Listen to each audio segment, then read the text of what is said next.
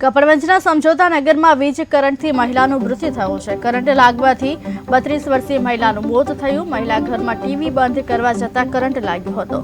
કપડવંજની સરકારી હોસ્પિટલમાં તબીબોએ મૃત જાહેર કર્યા છે. આકસ્મિક નિધન થતાં 2 બાળકોનો ધારા થયા છે.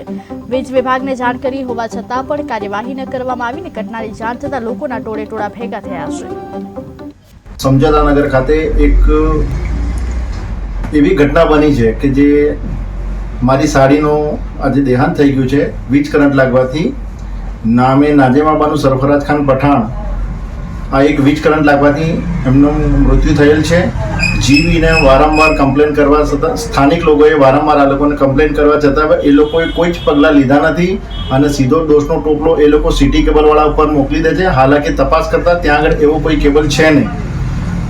આવો એક બનાવ એવો બની ગયો છે કે આજે જે મરનાર છે એના 2 દીકરાઓ છે. એનું કોઈ ભરણ પોષણ કઈ રીતના પૂરું થઈ શકશે એનું કોઈ જવાબદાર વ્યક્તિ તરીકે હાલ તો કોઈ દેખાતું નથી. પણ આની જવાબદારી હું માનું છું ત્યાં સુધી જીબીવાળાની આવે છે અને જીબીવાળાને આ કમ્પ્લેન કરવા છતાં બી એ લોકો આવ્યા નથી. આજે એક વ્યક્તિનું મૃત્યુ થયું છે. સંભાવના એવી છે કે હાલની પરિસ્થિતિમાં બી ત્યાં આગળ કરંટ આવે છે. બીજી મોટી જાનહાનિ ના થાય એના માટે હું જીબીવાળાને અમે લોકોએ ફોન બી કર્યા છે, રિક્વેસ્ટ બી કરી છે, પણ અત્યાર સુધી કોઈ પગલાં એ લોકો લીધેલ નથી. તો ભવિષ્યમાં બહુ મોટી જાનહાનિ થાય એવી સંભાવના જણાઈ રહી છે. કઈ રીતે કરંટ લાગી? આ એક વીજ કરંટનો એક વાયર ઉપરથી જતો હતો.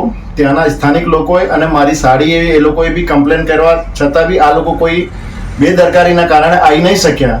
પણ છેલ્લે આજે એવું થયું કે કરંટનો પાવર એટલો હદે આવી ગયો કે ટીવીમાંથી થઈને ડાયરેક્ટ કરંટ એવું લાગ્યું તો મારી સાડીને એટલા હદે કરંટ લાગ્યું કે એનું